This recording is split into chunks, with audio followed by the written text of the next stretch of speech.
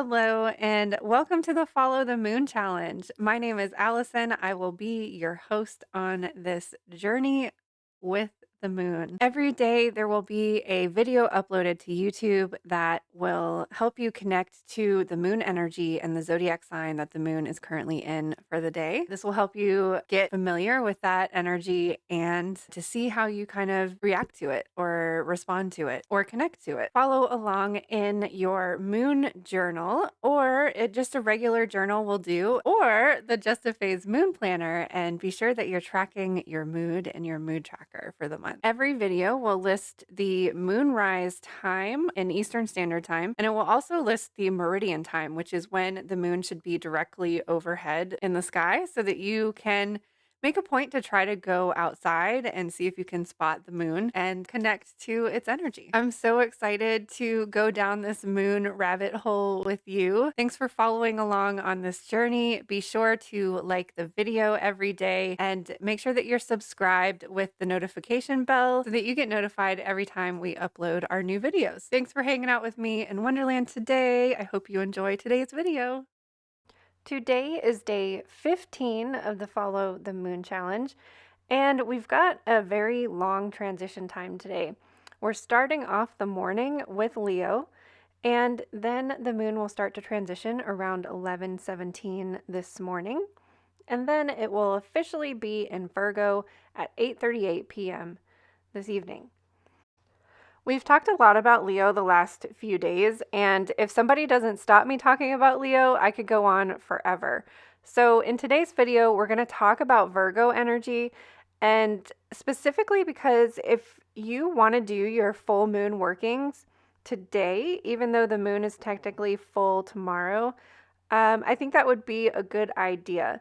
The moon will be 100% full at 7:38 a.m. tomorrow, February 24th. So if you want to do something as close to the full moon time as you can, and you won't have time until the evening time, I recommend doing it this evening versus tomorrow evening, because I feel like the waxing energy is more encompassing of the full moon energy than the waning energy, because after the moon is full at 7:30 a.m. tomorrow, the moon will start decreasing, so we'll be in that waning energy. However, also remember that we won't be in Virgo energy until 8:38 p.m. this evening. So the only reason I'm mentioning the times with this is because I personally like to do my full moon or my new moon activities before I go to bed. My altar is right next to my bed. It's just how I like to end my day.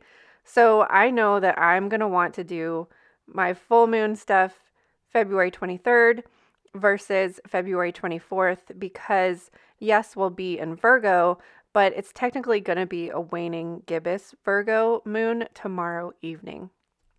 That's just my personal preference. It's really up to you. So this transition is taking us from activating fiery, dramatic Leo to earthy, practical Virgo. When the moon is full, everything is illuminated and you're able to see things clearly. Highlight accomplishments at this time, but take notice of things that aren't working and need to shift or change. And this is a Virgo full moon, so that means it's time to get your shit together. I need to get my shit together. You need to get your shit together. The world needs to get their shit together. So let's get our shit together. This year, Virgo season is from August 22nd through September 21st. At this time of year, we've already had our first harvest on August 1st. So Virgo season is kind of in between the first harvest and the second harvest, which is the second harvest is usually around September 21st for Mabon. So this is a time of year when traditionally you'd be harvesting your crops. You will have been preserving, canning, storing the crops as you continue to harvest them, getting ready to preserve them for the winter. In modern times, if you do not live on a farm. This is traditionally the back to school time. Your schedule is changing, you're getting organized and getting ready for school or a transition in general. We're also just getting ready for fall and the winter and colder seasons. So even if you don't have kids in school or you're not in school yourself, and even if you don't live on a farm, this is still a time of year where you feel that transition. So Virgo season immediately follows Leo season, and in a way, Virgo season is cleaning up after the party.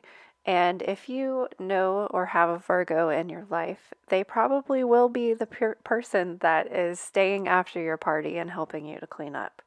So I'm going to quote Danielle Blackwood from her book, The 12 Faces of the Goddess, because I agree with what she says that the Virgo sign is one of the most misunderstood signs of the zodiac. And just by the way, we are going to start listening to this audiobook, The 12 Faces of the Goddess, starting with Aries in spring. We're going to be kind of changing up our moon meetings to incorporate this book as well. So she says, contrary to pop astrology lore, she is neither boring nor prudish. Truth be told, the Virgo woman often has an earthy sensuality that gives Scorpio a run for its money. Part of the reason for her undeserved reputation comes from the misunderstanding of the symbol of her sign, the Virgin.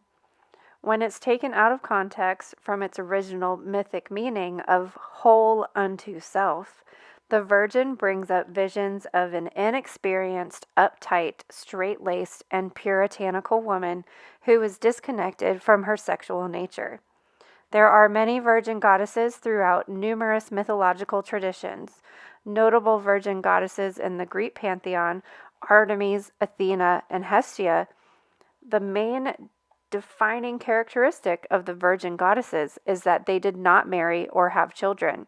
In the patriarchal society of ancient Greece, women were considered the property of men and were not a viable part of social life. Women's main role in life was to bear and raise their husbands' children. To be a virgin goddess, not beholden to any male authority, was to have a kind of freedom not known to most mortal women. Because they were not preoccupied with the business of procreation and marriage or the distractions of romantic love, these goddesses embodied a myriad of other attributes, such as independence, strategy, and self-governance. So, in terms of Virgo the Virgin, let's redefine the meaning of the word so it is closer in definition to its original meaning. This is not to say that Virgo women cannot have children or successful marriages, but these things are not the only way she measures success, nor are they necessarily driving forces in her life.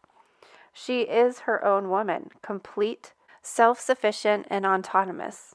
Think back to last week when the moon was in Gemini, we talked about that representing the air aspect of communication and the planet Mercury. When we look at Virgo and the planet Mercury, we're talking about the self, whereas Gemini was focusing on duality. As we talked about Leo yesterday and focused on the self and what we're most proud of and how can we highlight and present the best version of ourselves to the world in Leo fashion, Virgo comes in to help us perfect and make that actually happen. Virgo teaches us to organize our life, to perfect our skills, to fix things so that we can become the best version of ourselves.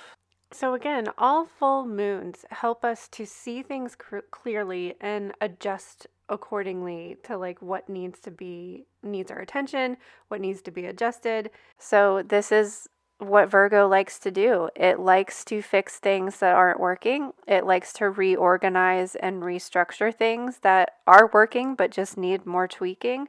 So this is optimal time to to be sitting down with your planner and restructuring things, reorganizing things, making to-do lists, and really taking the time to finish things within the next few weeks before we end up at the beginning of another moon cycle at the new moon. So your challenge for today is to get your shit together. What's something in your life that needs a little tweaking? Take a look back at your new moon intentions. Can they be tweaked? Take a look at your year intentions and goals. Do they need to be tweaked now that we're already 2 months into the year already? How are they working out? What do you need to change? What do you need to shift?